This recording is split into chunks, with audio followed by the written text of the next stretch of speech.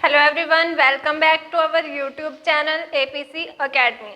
आज का हमारा टॉपिक रहेगा ब्लड के ऊपर, इम्पॉर्टेंट रहेगा सभी कम्पिटिटिव एग्जाम्स के लिए। As you all know, blood क्या है? बॉडी फ्लूइड है जो हेल्प करता है in the transport of substances like nutrients, transport of oxygen, hormones and also helpful in the removal of waste material. तो ब्लड क्या है आपका? ब्लड आपका एक फ्लूइड कनेक्टिव टिश्यू है। Is the fluid connective tissue. Fluid connective tissue which is made up of plasma and cells. सबसे पहले यहाँ पे कुछ एक important points देखेंगे जहाँ से एग्जाम में क्वेश्चन पूछे जाते हैं। तो फर्स्ट है, जो आपका ब्लड है वो रेड कलर का क्यों होता है? Colour of blood red due to presence of haemoglobin.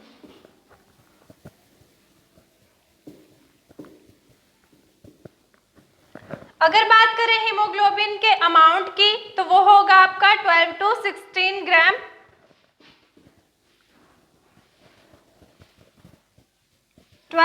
To 16 ग्राम पर 100 ml ऑफ ब्लड। एग्जाम में क्वेश्चन पूछा जाता है what is the quantity of haemoglobin in blood, तो वो होगी आपकी 12 to 16 ग्राम पर 100 ml ऑफ ब्लड। नेक्स्ट अगर बात करें पीएच की तो वो होगी आपकी 7.4। 7.4 means blood is slightly alkaline in nature. बात करें क्वांटिटी की तो वो होगी आपकी 5 to 6 लीटर। अगर क्वेश्चन पूछा जाए कि by weight what is the quantity of blood, तो by weight quantity of blood is 6 to 8%। And blood is also known as river of life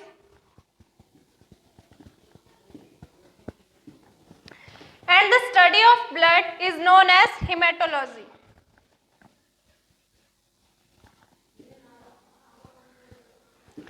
तो ये हैं कुछ एक इम्पॉर्टेंट पॉइंट्स जहां से एग्जाम में क्वेश्चन बनते हैं। नेक्स्ट बात करेंगे कि जो आपका ब्लड है उसके कंपोनेंट्स कौन कौन से हैं।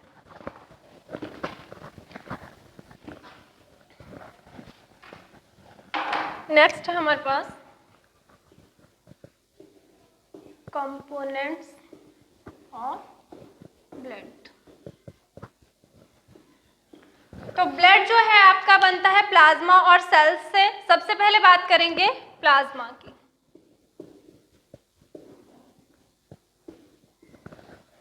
जितना भी आपके ब्लड में लिक्विड पार्ट होगा वो होगा आपका प्लाज्मा, और जो बाकी बचे वो होंगे आपके सेल्स और फॉर्म्ड एलिमेंट्स। जो आपका प्लाज्मा है ये yellow straw coloured viscous fluid है, येलो स्ट्रॉ कलर्ड। अब जो आपका प्लाज्मा है ये येलो क्यों है? It is due to the presence of bilirubin. Bilirubin pigment की हम आगे बात करेंगे। अब बात करते हैं प्लाज्मा की क्वांटिटी की। तो क्वांटिटी ऑफ प्लाज्मा इज 55%। जो आपका प्लाज्मा है it is made up of two things, water and proteins. जो प्लाज्मा है इसमें आपका जो वाटर होगा वो ज्यादा होगा as compare to proteins. The amount of water in plasma is 92%। और जो आपकी प्रोटीन्स होंगी ये होंगी आपकी 6 to 8%। अब जो आपके ब्लड में एक्स्ट्रा न्यूट्रिएंट्स, इनऑर्गेनिक सब्सटेंस और साल्ट्स वगैरह होंगे, उनकी जो अमाउंट है वो बहुत कम होता है, इसलिए उनको यहाँ पे कंसीडर नहीं किया गया है। अब बात करते हैं प्रोटीन्स की। जो आपका प्लाज्मा है उसमें different types of proteins present होती हैं। जो मेजर वन है हम सिर्फ उनकी बात कर रहे हैं। तो प्रोटीन्स कौन कौन सी हैं आपकी? Albumin, globulin and fibrinogen. आप इसको फैग से याद रख सकते हैं, फैग वर्ड से। Fibrinogen, albumin and globulin. जो आपकी एल्ब्यूमिन और फाइब्रिनोजन है, इसकी जो फॉर्मेशन है वो होती है आपके लीवर में, formed by liver and it is also formed by liver. जो आपकी एल्ब्यूमिन है ये मोस्ट अबंडेंट होगी आपके प्लाज्मा में, और जो आपकी फाइब्रिनोजन है ये आपकी लीस्ट अबंडेंट होगी प्लाज्मा में। मोस्ट अबंडेंट, और जो फाइब्रिनोजन है ये है आपकी लीस्ट अबंडेंट। एग्जाम में क्वेश्चन पूछा जा सकता है कि which is the most abundant protein in plasma, तो वो होगी आपकी एल्ब्यूमिन। अगर पूछा जाए which is the least abundant protein in plasma, तो वो होगी आपकी फाइब्रिनोजन। अब बात करते हैं इन डिफरेंट प्रोटीन्स के फंक्शन की। जो आपकी एल्ब्यूमिन है ये मेंटेन करती है ऑस्मोटिक बैलेंस।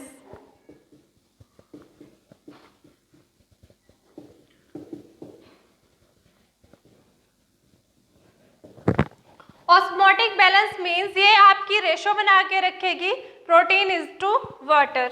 नेक्स्ट है हमारे पास ग्लोबुलिन।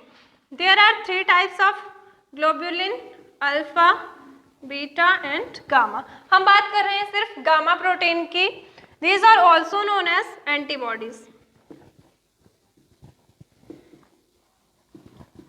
जो आपकी एंटीबॉडीज हैं ये प्रोटेक्ट करती हैं हमें डिफरेंट टाइप्स ऑफ डिजीजेस से, तो मीन्स ये इन्वॉल्व होगी डिफेंस मैकेनिज्म में, इन्वॉल्व इन डिफेंस। और जो लास्ट है आपके पास फाइब्रिनोजन, ये हेल्प करती है ब्लड क्लॉटिंग में।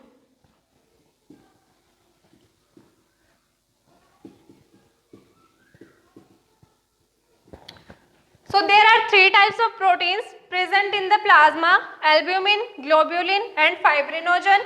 Albumin is the most abundant protein in the plasma and fibrinogen is the least abundant protein in plasma. जो आपकी एल्ब्यूमिन है ये मेंटेन करेगी ऑस्मोटिक बैलेंस को।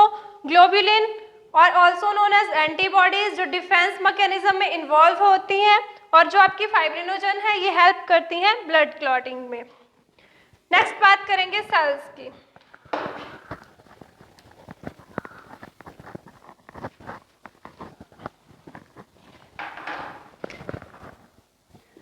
Cells. Cells are also known as formed elements.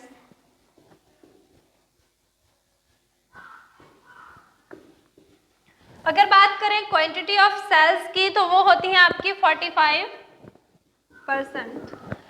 There are 3 types of cells present in the blood. कौन कौन सी? RBCs, WBCs and platelets.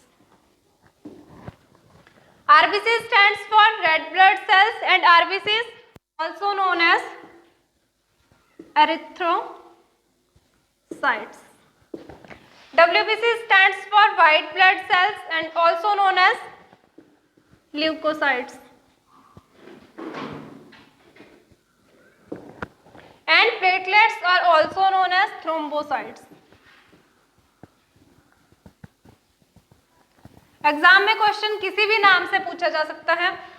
अब जो आपकी आरबीसीज हैं ये मोस्ट अबंडेंट सेल है आपके ब्लड में, और जो आपकी डब्ल्यूबीसीज हैं ये लीस्ट अबंडेंट सेल्स हैं आपके ब्लड में। अगर बात करें इनके अमाउंट की तो जो आपकी आरबीसीज हैं वो होंगी 5 to 5.5 मिलियन पर mm³ और जो आपकी लीस्ट अबंडेंट है इनका नंबर है 6000 to 8000 पर mm³ और जो आपके प्लेटलेट्स हैं ये होंगे 1,50,000 to 3,50,000 पर mm³। तो ये है सेल्स के बारे में। सेल्स के बारे में हम आगे डिटेल में पढ़ेंगे, लेकिन उससे पहले बात करेंगे कि जो आपका प्लाज्मा और सेल्स हैं ये आपके ब्लड में आते कहाँ से हैं।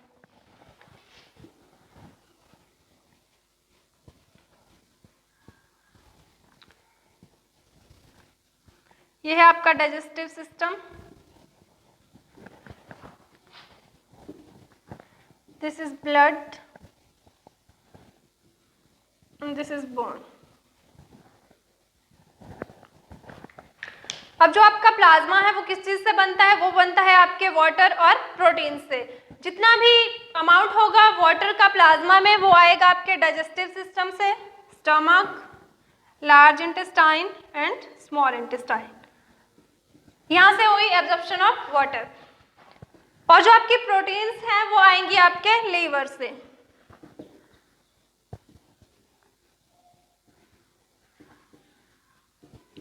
तो प्रोटीन्स और वाटर मिलके बनाएगा आपका प्लाज्मा। अब बात करते हैं सेल्स की। जो सेल्स हैं वो आती हैं आपके रेड बोन मैरो से। अब बोन कैसी होती है? बोन जो होती है वो हॉलो होती है अंदर से, like this. This hollow part of bone is known as yellow bone marrow. और जो आपकी बोन्स हैं जो उनके एंड्स होते हैं वहां पे पोर्स होते हैं, like this. These are filled with the tissue known as red bone marrow.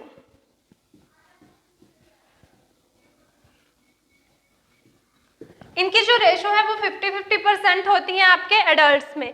अब जो सेल्स हैं वो आपकी बनेंगी सिर्फ रेड बोन मैरो से, आरबीसीज, डब्ल्यूबीसीज एंड प्लेटलेट्स। जो आपका येलो बोन मैरो है ये कोई भी सेल प्रोड्यूस नहीं करेगा। अगर आपका येलो बोन मैरो कोई भी सेल प्रोड्यूस नहीं कर रहा है तो इसका काम क्या है? मान लो किसी का कोई सीवियर एक्सीडेंट हो जाता है और एक्सेस में अगर ब्लड लॉस हो जाता है तो जो आपका येलो बोन मैरो है ये कन्वर्ट हो जाता है आपके रेड बोन मैरो में टू प्रोड्यूस मोर आरबीसीज। तो ये था कि ये आपके ब्लड में आते कहाँ से हैं। आपका वाटर डाइजेस्टिव सिस्टम से आएगा, प्रोटीन्स आपके लीवर से आएंगी और जितनी भी सेल्स हैं ब्लड में वो आएंगी आपके रेड बोन मैरो से। नेक्स्ट बात करेंगे आरबीसीज की।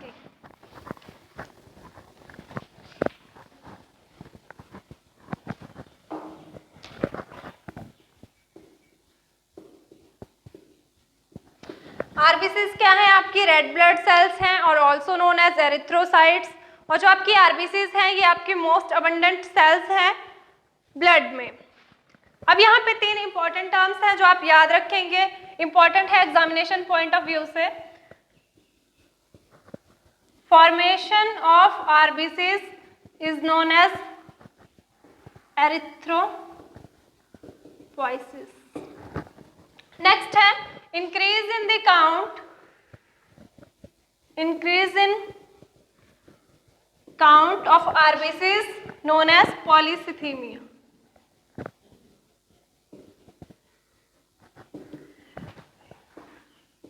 And decrease in count of RBCs is known as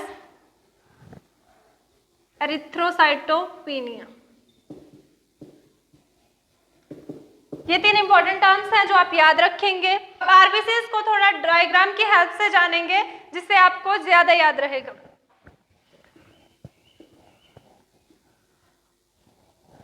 मान लो ये है आपका बोन मैरो। सेल्स हैं कहां से प्रोड्यूस होती हैं? आपके रेड बोन मैरो से।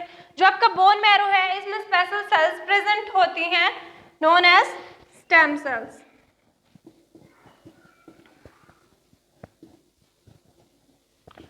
स्टेम सेल्स कैसी सेल्स हैं? ये स्पेशल सेल्स होती हैं जो कॉन्टिन्यूसली डिवाइड करती रहती हैं, मींस इनमें माइटोसिस कॉन्टिन्यूसली होती रहती है। तो जो सेल्स कॉन्टिन्यूसली डिवाइड करती हैं these cells are known as pluripotent cell. Pluripotent cells. अगर एग्जाम में क्वेश्चन पूछा जाए कि प्लूरिपोटेंट सेल्स कौन सी होती हैं तो वो होती हैं आपकी स्टेम सेल्स। जब इनमें डिवीजन होगा तो मान लो 2 सेल्स बन गई, एक सेल आगे जाके बनाएगी आपका एरिथ्रोब्लास्ट।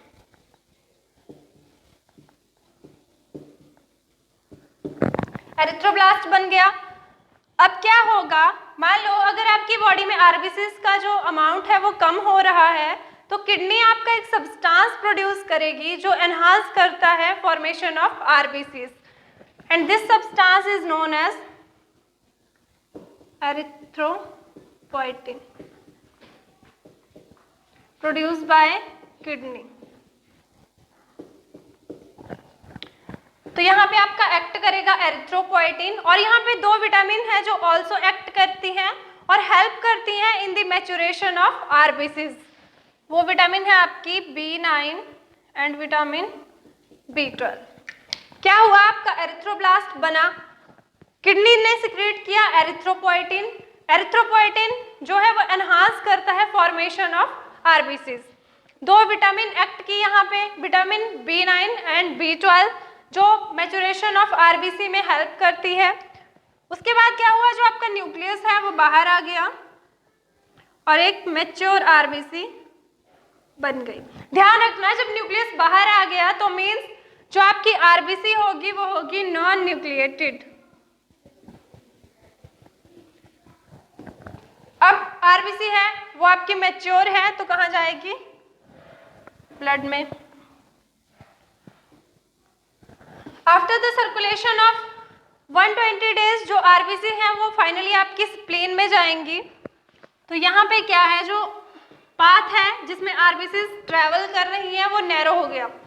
जब नैरो हो गया तो जो इसकी वॉल है वो आपस में टकराती हुई आगे जाएंगी।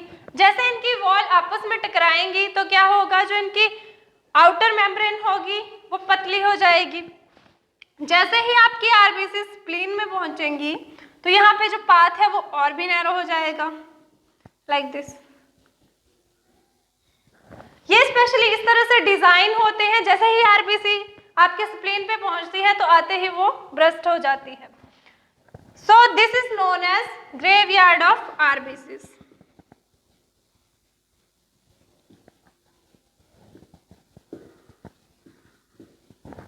ये है आपका स्प्लीन। अब क्या हुआ, जो आपकी आरबीसीज है वो होगी डिस्ट्रॉय। यहां से एक वेन कनेक्ट होती है आपके लीवर के साथ।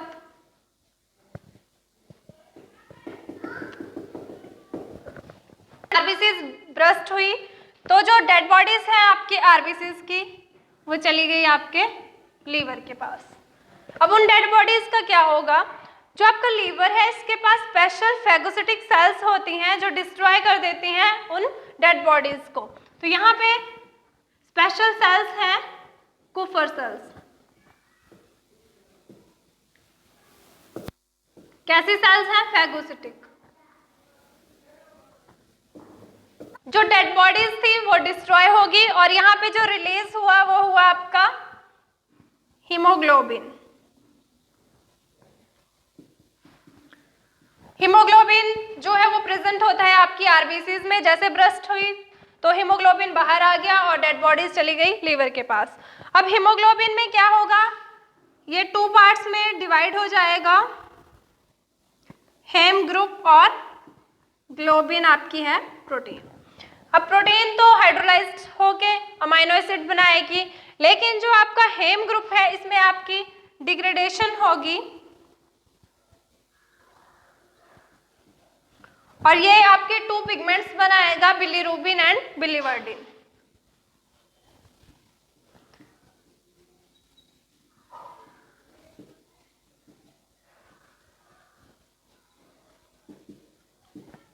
तो जो ये आपका बिलीरुबिन है ये वो पिगमेंट था जिसकी वजह से आपके प्लाज्मा के जो कलर था वो येलो था। जो आपका बिलीरुबिन है ये येलो कलर का होगा और जो आपका बिलीवर्डिन है ये आपका ग्रीनिश कलर का होगा। फाइनली जो आपके बिलीरुबिन और बिलीवर्डिन बने ये जाएंगे लीवर के पास और वहां पे बनाएंगे bile salt and form bile. तो बाइल कहाँ पे बना आपका, लीवर में। जो आपका बाइल है ये हेल्प करता है in the emulsification of fat. अगर आपसे क्वेश्चन पूछा जाए कि जो आपका बाइल है वो स्टोर कहाँ पे होता है, तो आपका बाइल स्टोर होता है गॉल ब्लैडर में। Bile is produced by liver and stored in gall bladder. अगर क्वेश्चन पूछा जाए कि जो आपका आरबीसीज का लाइफ स्पैन है वो कितना है, तो वो है आपका 120 डेज। फॉर्मेशन पूछी जाए कहाँ होती है, तो वो होती है आपकी रेड बोन मैरो में। अगर आपसे पूछा जाए कि कौन सी विटामिन है जो आरबीसीज के मैच्योर होने में उनकी हेल्प करती हैं, तो वो है आपकी विटामिन B9 एंड B12। अगर आपसे पूछा जाए कि which organ is known as graveyard of RBCs, तो वो होगा आपका spleen, and spleen is also known as blood bank of the body. अब ब्लड बैंक क्यों बोला गया है आपके स्प्लीन को? अगर आपकी बॉडी में आरबीसीज की फॉर्मेशन एक्सेस में हो जाए तो जो आपकी एक्स्ट्रा आरबीसीज होती हैं उनको स्टोर करके रखता है आपका स्प्लीन। तो ये था आपका आरबीसीज के बारे में। I hope the diagram is very very clear to you. अब बात करेंगे डब्ल्यूबीसीज की।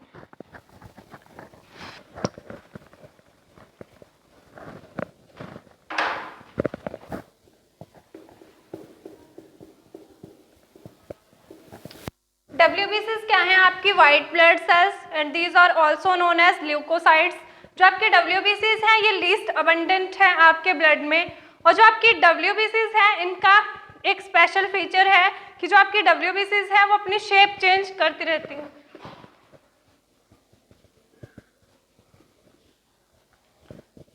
It contain amoeboid movements. यहां पे भी आपकी 3 इंपॉर्टेंट टर्म्स हैं जो आप याद रखेंगे। Formation of WBCs known as leukopoiesis,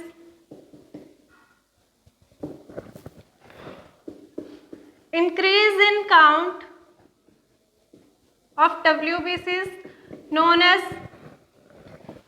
leukocytosis, and decrease in the count of WBCs known as leukocytopenia. Leukocytopenia. Formation leukopoiesis, increase in the count of WBCs, leukocytosis, and decrease in the count of WBCs known as leukocytopenia. अब बात करते हैं WBCs के types की। जो आपके WBCs हैं वो मेनली डिवाइड है आपकी 2 कैटेगरीज में, ग्रेन्युलोसाइट्स एंड एग्रेन्युलोसाइट्स। Granulocytes and एग्रेन्युलोसाइट्स। जो आपके ग्रेन्युलोसाइट्स हैं इनमें जो आपका न्यूक्लियस होगा वो लोब्यूलेटेड न्यूक्लियस होगा, और जो आपके एग्रेन्युलोसाइट्स हैं इनमें जो न्यूक्लियस होगा वो नॉन लोब्यूलेटेड न्यूक्लियस होगा। जो आपके ग्रेन्युलोसाइट्स हैं ये फर्दर डिवाइड हैं 3 कैटेगरीज में। याद रखेंगे आप इसको वर्ड GNAB से। G stands for granulocytes, N stands for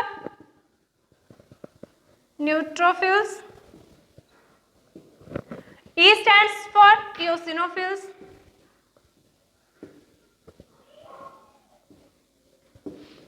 and B stands for basophils.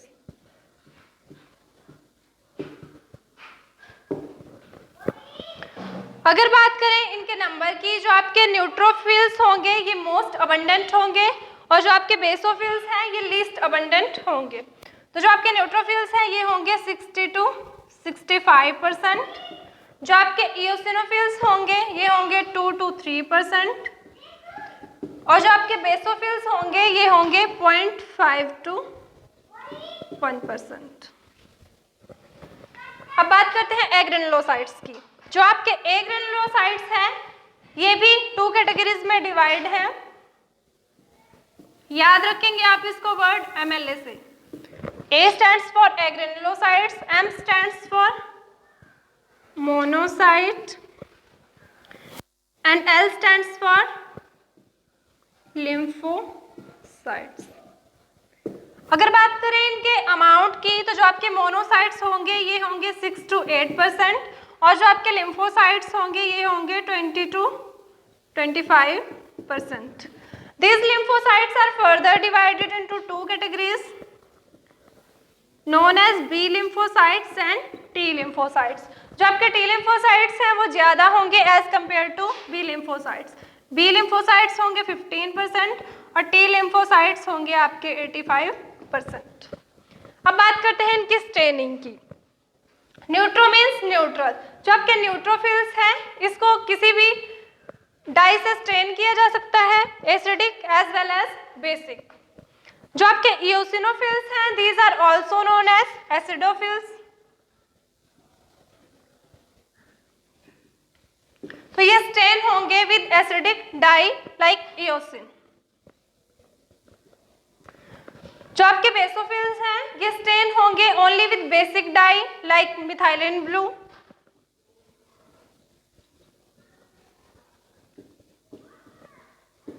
अगर बात करें इनके न्यूक्लियस की तो जो आपका न्यूट्रोफिल्स हैं ये होंगे मल्टीलोब्ड न्यूक्लियस।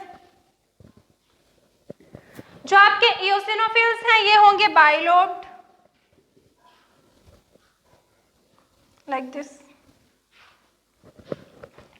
जो आपके बेसोफिल्स होंगे ये होंगे इर्रेगुलर शेप के।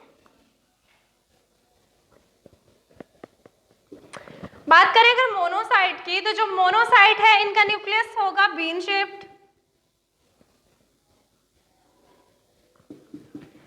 और जो आपके लिम्फोसाइट्स हैं इनके पास लार्ज राउंडेड न्यूक्लियस प्रेजेंट होगा।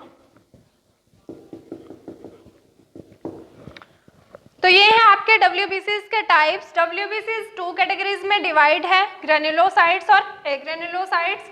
Granulocytes are further divided into 3 categories, neutrophils, eosinophils and basophils. जो आपके न्यूट्रोफिल्स हैं ये आपके मोस्ट अबंडेंट होंगे और जो आपके बेसोफिल हैं ये आपके लीस्ट अबंडेंट होंगे।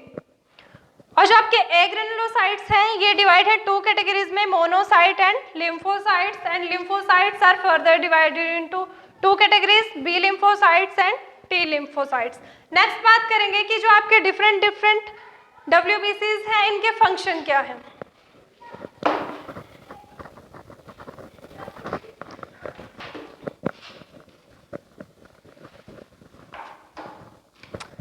मान लो ये है आपका बोन मैरो।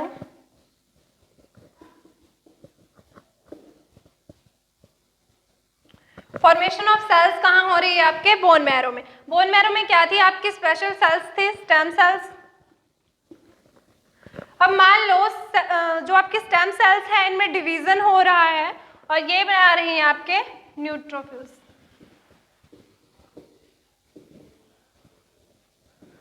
तो क्या होगा जब आपके न्यूट्रोफिल्स ब्लड में जाएंगे, अगर कोई बैक्टीरिया अटैक कर रहा है आपकी बॉडी पे तो जो आपके न्यूट्रोफिल्स हैं, मान लो ये है कोई बैक्टीरिया डेंजरस सा, तो जो आपके न्यूट्रोफिल्स हैं वो एनगल्फ कर लेंगे आपके बैक्टीरिया को, मींस खा जाएंगे। तो आपके न्यूट्रोफिल्स हैं वो कैसी सेल्स हुई, फैगोसिटिक सेल्स।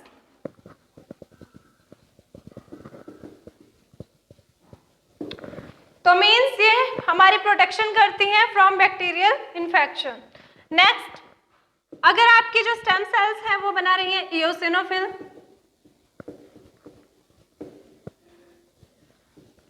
तो जब आपका इओसिनोफिल ब्लड में जाएगा, अगर आपकी बॉडी पे किसी भी पैरासाइट ने अटैक किया है, कौन सा पैरासाइट है जिसका होस्ट है ह्यूमन, तो वो है आपका एस्केरिस। मान लो आपके स्मॉल इंटेस्टाइन में एस्केरिस है, तो जो आपका इओसिनोफिल है वो आपके इंटेस्टाइन में जाएगा और अटैक करेगा उस पैरासाइट पे और सारे इओसिनोफिल्स चिपक जाएंगे उसकी आउटर वॉल पे और फाइनली डिस्ट्रॉय कर देंगे आपके पैरासाइट को।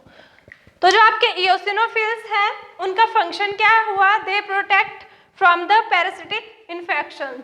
अब पता कैसे लगेगा, मान लो आपने ब्लड टेस्ट करवाया और उसमें जो इओसिनोफिल्स का नंबर है वो बहुत ज़्यादा आ रहा है, तो मीन्स आप सफ़र कर रहे हैं पैरासिटिक इन्फेक्शन से। नेक्स्ट है हमारे पास बेसोफिल। जैसे आपका बेसोफिल ब्लड में जाएगा तो ये सिक्रीट करेगा 3 substances, heparin, histamine and serotonin. जो आपके हिपेरिन है और हिस्टामाइन है ये मोस्ट इंपॉर्टेंट है, एग्जाम में क्वेश्चन पूछा जाता है। जो आपका हिपेरिन है वो क्या है, एक एंटीकोगुलेंट है।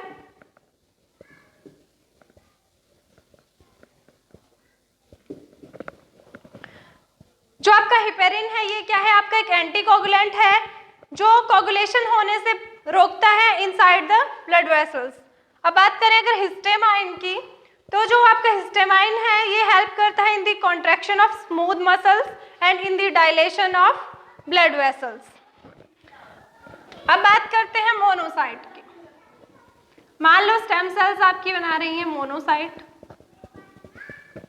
जैसे मोनोसाइट आपके ब्लड में जाएंगे, पहले तो इनका जो साइज होगा वो छोटा सा होगा, लेकिन अगर कोई बैक्टीरिया आपकी बॉडी पे अटैक कर रहा है तो ये अपनी शेप चेंज कर लेते हैं एकदम बड़ी और एनगल्फ कर लेते हैं बैक्टीरियाज को।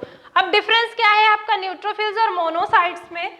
जो आपके न्यूट्रोफिल्स हैं ये थोड़े अमाउंट ऑफ बैक्टीरिया को खा सकते हैं, लेकिन जो आपके मोनोसाइट है वो एक टाइम में बहुत ज्यादा बैक्टीरिया खा सकते हैं। तो ये भी कैसे हुए आपके phagocytic sales.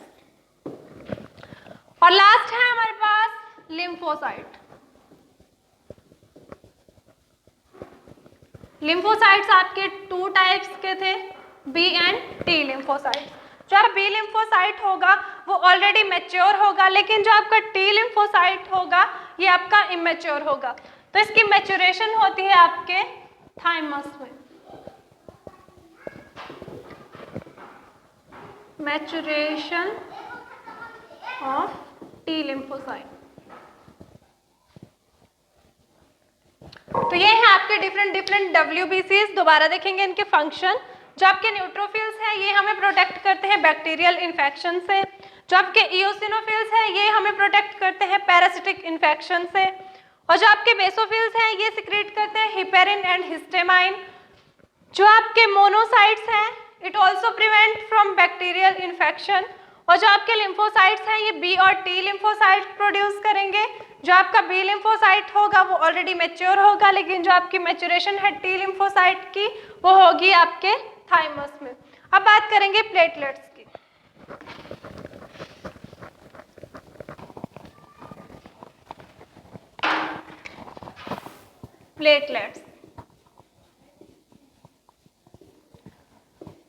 Platelets are also known as thrombocytes। Thrombocytes क्यों बोला गया है इनको? जो आपके प्लेटलेट्स और थ्रोम्बोसाइट्स हैं ये सिक्रेट करते हैं प्रोटीन थ्रोम्बोप्लास्टिन।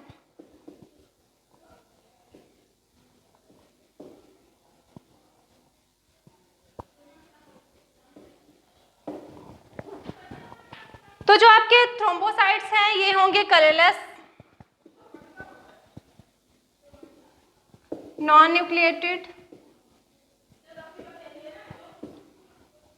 जो आपके थ्रोम्बोसाइट्स है ये कंप्लीट सेल्स नहीं होते हैं, ये होते हैं पीसीज ऑफ मेगा कैरियोसाइट्स। ये हैं आपके पीसीज ऑफ मेगा कैरियोसाइट्स। यहाँ पे भी आपकी 3 इंपॉर्टेंट टर्म है जो आप याद रखेंगे। Formation of platelets are known as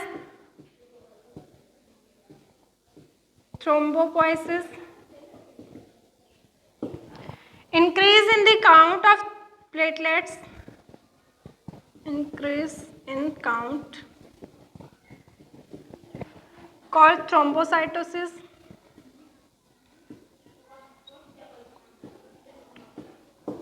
And decrease in the count of platelets called thrombocytopenia.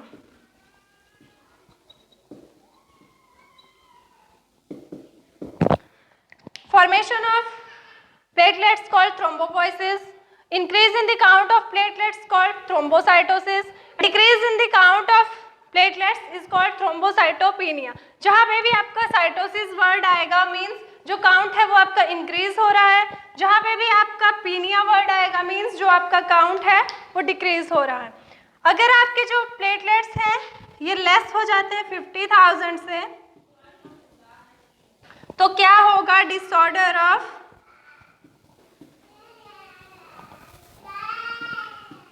Capillary